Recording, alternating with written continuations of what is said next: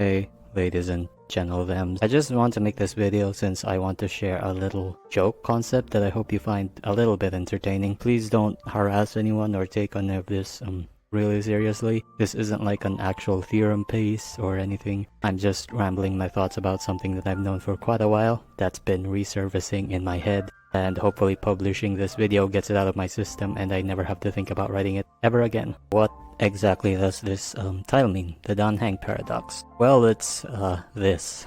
These are statistics taken from the Chinese side about the average cycles of characters in MOC at the past, and someone here does not fit. If you have any sense of mathematics and data analyses, you'd immediately ask, what is the sample size? Well, that's the catch. Only 65 people use Dan Heng on this one statistics chart. And obviously, that sort of poisons the data as not being something really reliable of showing you the full extent of viability. I'm not going to argue about the number since it's so obvious that it's so statistically biased, but I do want to get into the psychology of the player base of how something like this is not exactly an uncommon occurrence to many community statistic publishings. First of all, the profile of people that report their clears would have to care enough about memories of chaos where they would report themselves. This is kind of why community-ran statistics is really iffy, since the data collection needs to have a level of volunteering, and therefore some exposure to meta-knowledge. It is actually safer to assume there's an unverifiable majority of people that can clear MOC 12 but just don't engage with meta-analyses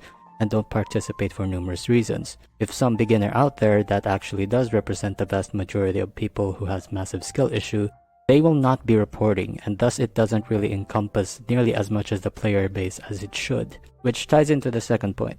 How do the people that report their clears perceive the characters? For someone that has exposure to a certain meta-knowledge aggregation community, they will say something like, don't invest in Yanqing due to XYZ. If you think this is obvious or fair advice, then you also have meta exposure in some way. Therefore, what ends up happening is these units tagged as bad gets used less and less, and the types of people that submit data of these characters get a lot more simple and concentrated due to lower quantities. Similarly, popular characters get frequent submissions and more often than not have more accurate data due to a wider variety of mindsets and skill levels. For example, Acheron is so idiot-proof yet has a high ceiling that despite most players contributing to the data, including very unskilled ones, her raw power makes her have a lower average cycle, something like that. And onto the crux of the paradox. We've established that these statistics have an inherent bias to the types of people that report it, and how they perceive a character affects the data. The perception of Dan Heng isn't really specific to him, and it's why it happens on nearly every game. Wind Dan Heng is, by just all measures, a character that is just worse than the vast majority. His playstyle is technical and idle on relying for comfort, has really no special niche as of now that others can't cover or power through, and the payoff numbers just isn't that good. But the people that are willing to submit the data that proves that Dan Heng is demonstrably awful don't run Dan Heng at all, or unaware that the data collection process exists in the first place.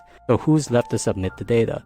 Demonstrably, the psychotic ones that try to zero cycle with him while being more aware of his disadvantages, and the people that are so psychotically skilled enough to actually clear with him for any reason. There's a lot of overlap between these two types of people, and honestly I really respect them for doing that.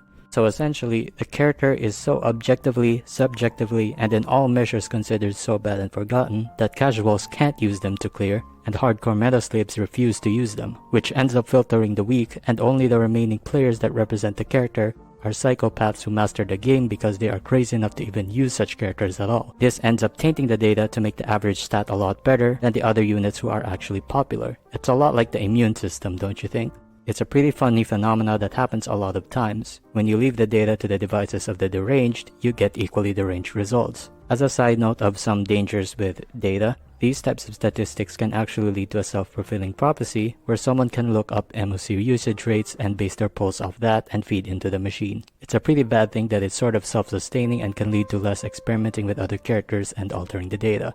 And that's the Dan Heng Paradox summed up in like 5 minutes. Anyway, I may have contributed a new level of hatred within you for these infographics, so I'll just leave you with that sort of skepticism. Use it healthy for the next time you see these, and bye. I'll see you on a real video soon.